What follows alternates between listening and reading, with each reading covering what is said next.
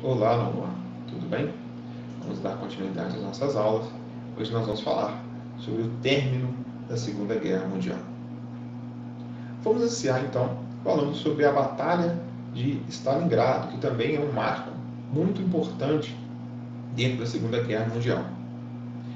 O avanço nazista entre os anos de 1941 e 1942 foi muito bem sucedido sobre a região soviética. Eu falei no vídeo passado que Hitler e Stalin tinham ali um acordo, né, um pacto de não agressão, porém essa era uma estratégia, né, de ambos, e o Hitler havia, né, um interesse muito grande por parte dessa região que era rica em petróleo, cereais e outros recursos. Sem contar que Hitler e Stalin eram inimigos, né, esse conflito iria acabar ocorrendo mais cedo ou mais tarde.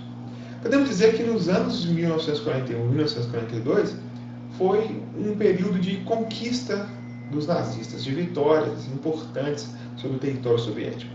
Podemos citar, por exemplo, a cidade de Stalingrado, um local, né, onde Hitler poderia conseguir ali alguns recursos, sem contar que era uma cidade simbólica ali, né, que tem o nome de Stalin, né, o líder soviético. Porém, tivemos depois, né, a ofensiva ou a reação dos soviéticos, né, da União Soviética, e eles utilizaram uma tática que já havia sido usada no século XIX para derrotar Napoleão e suas tropas. Essa política de terra, ou essa tática, né, melhor dizendo, de terra arrasada, ela implicava em destruir recursos, né, impedir o acesso desses recursos ao inimigo, como água, alimentos e também combustível. O exército nazista passou por outras dificuldades também, que devido aos conflitos no norte da África, eu falei no vídeo passado sobre os conflitos no norte da África, African Corps, né, o exército nazista, né, que foi lá ajudar também os fascistas, né, os italianos lá, né, naquela tentativa de conquista daquela região, que seria um ponto extremamente estratégico, ok? Mas ele, para enviar essas tropas, ele acabou dividindo e assim enfraquecendo, né, o seu exército.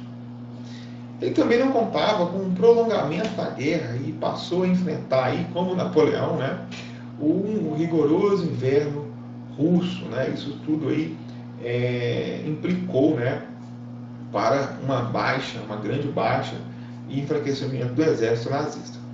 A partir daí, Stalingrado foi cercada, né? Eles encurralaram, bloquearam o Exército Vermelho, o Exército de Stalin, né?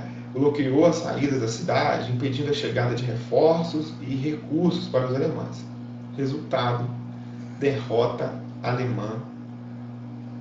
E a partir de então, né, derrotados, a União Soviética começou, de fato, né, a combater o exército nazista, conquistando os territórios novamente, né? E tivemos a Conferência de Teherã, no dia 1º de dezembro de 1943, onde os líderes dos Estados Unidos, Inglaterra e União Soviética chegaram a um acordo ali, né, para decidir agora como atacar, como derrotar, né, a Alemanha nazista. E eles dividiram, né, então, vamos dizer, as funções ou as tarefas, onde os Estados Unidos e Inglaterra iriam libertar a França, né, e também conquistando ali a parte do Mediterrâneo, e os soviéticos iriam invadir Berlim. Nesse contexto, né, da guerra, nós chegamos então o dia D e a reabertura da frente ocidental. No dia 6 de junho de 1944, o famoso dia D, tivemos a Operação Overlord, liderada pelo general Eisenhower, o ataque dos Estados Unidos e Inglaterra no norte da França, com um aparato, né, com a força bélica de 5.000 aviões e 6.000 navios de guerra, e 1 milhão de soldados desembarcaram na região da Normandia. O objetivo era libertar a França e quebrar o Muro Atlântico, essa fronteira militar na região norte do Atlântico. Como vocês podem observar aqui, né, nesse mapa, essa parte em amarelo, era um certo bloqueio militar que o exército nazista, o exército de Hitler, tinha estabelecido nessa região como forma de defesa. Consequência: vitória dos aliados, libertação de Paris no dia 25 de agosto de 1944. Foi nesse contexto também, né, que o exército brasileiro, a FAB, também desembarcou na Europa, né, e foi também importante para a vitória dos aliados. Derrotas alemãs e corridas das forças da União Soviética e anglo-americanas para conquistar Berlim. Por que conquistar Berlim? Conquistar Berlim era uma espécie de um troféu, a capital da Alemanha. Então, quem chegasse primeiro, né, havia essa corrida para ver quem chegasse primeiro em Berlim, né, teria uma certa vantagem, né, podemos dizer, nesse mundo pós-Segunda Guerra. E Berlim, né, acabou caindo então no dia 2 de maio de 1945. Hitler acabou se matando, e embora seu corpo nunca foi encontrado, ok? E podemos falar agora da derrota italiana. Os aliados invadiram a Itália no dia 17 de setembro de 1943, tiraram Mussolini, ele foi deposto, mas acabou conseguindo fugir depois. O exército nazista deu um jeito lá, mas ele acabou sendo capturado e fuzilado, né, no dia 28 de julho de 1945. Momento importante da guerra: entrada dos Estados Unidos, o dia D, a Operação Overlord, a derrota nazista, a derrota italiana, e agora falta o Japão. O Japão continuou com uma resistência, mesmo com a derrota de seus aliados, né, Alemanha e Itália, e se recusava a assinar sua rendição. Os japoneses praticaram os famosos ataques kamikazes, que eram ataques suicidas, né, dos soldados japoneses sobre os americanos, sobre os inimigos deles no caso, né.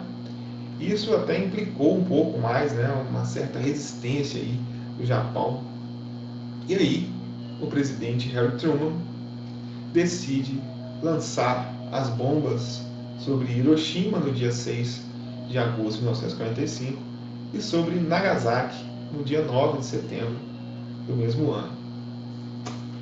Este foi um ponto muito importante, né, para essa Segunda Guerra. Por quê? Os Estados Unidos, podemos dizer que eles tinham justificativos, evitar a morte de seus cidadãos. Mas, num contexto geral, né, enxergando de uma forma geral a guerra, eles precisavam justificar os gastos com o Projeto Manhattan, né, essa bomba atômica, e também uma política de demonstração de força, arma que até então só os Estados Unidos tinham, frente à União Soviética, que havia ali tido várias vitórias, né, sobre os alemães, conseguiram chegar em Berlim, né, mas esse ataque, né, essa bomba atômica, melhor dizendo, era uma certa demonstração de força, né. Então, os Estados Unidos, quando fossem fazer os acordos, né, que nós vamos falar já, os Estados Unidos tinham uma carta na manga, né, um recado para o mundo, e chegava ali com a maior potência bélica, né, podemos dizer, que eles tinham a arma que ninguém tinha, ok? E aí, para fechar a Segunda Guerra, tivemos a Conferência de Potsdam, que ocorreu dos dias 17 de julho a 2 de agosto de 1955. Antes já tinha ocorrido a Conferência de Yalta, né, com a participação do ainda Roosevelt, onde ali já tinha sido decidido muita coisa, né, como a divisão, né, da Alemanha, a possível criação da ONU aí, né, então já tinha sido uma reunião muito importante. Porém, né, a Conferência de Potsdam agora já, né, com o fim da guerra, já tudo, a vitória já, né, bem decidida, eles foram ali decidir os rumos, né, do que seria o mundo pós Segunda Guerra. Então, o Tribunal de Nuremberg foi o julgamento dos crimes nazistas. A Alemanha sofreu ali a reversão das anexações, passou por um período de democratização, e também perdeu muito. As empresas não eram mais estatais, né, nesse momento, né, foi um processo também ali de mudar, né, a economia alemã, lógico, imposta, né, pelos vencedores, pelos aliados, destruição do potencial bélico alemão e definição das fronteiras da Polônia, que já era uma região de interesse aí da União Soviética. E, para fechar, a criação da ONU, com a proposta de igualdade e soberania de todos os membros, né? A ONU tinha ali o papel, né, de substituir a Liga das Nações e ser eficaz, ser efetiva, né? Haja vista que nós sempre temos aí, né, as conferências, as reuniões, né, da ONU, e assim, né, ela foi fundada então com a ideia de direitos humanos, né, Declaração dos Direitos Humanos, aquela ideia também de evitar, né, possíveis conflitos. É importante, né, citar aqui, né, que esta Segunda Guerra matou milhões e milhões de pessoas, foi uma guerra que ficou, né, que marcou, né, na história aí da humanidade. E o Albert Einstein, né, tem uma frase muito interessante que ele diz que se houver uma terceira guerra e depois uma quarta, essa quarta vai ser com o uso de pau e pedra, porque não vai sobrar nada devido ao estrago, né, uma guerra nuclear. E esse então foi o fim da Segunda Guerra Mundial e o início de uma outra guerra, a Guerra Fria, uma guerra onde Estados Unidos, que representa os países capitalistas, está ali lutando, né, uma guerra ideológica contra um outro país, aí, um outro estado, né, podemos dizer, os estados socialistas ou as repúblicas socialistas, a União das Repúblicas Socialistas Soviéticas, liderando os estados socialistas, né, a guerra entre o capitalismo e o socialismo, fato que nós vamos ver nas próximas aulas. Um abraço, até a próxima.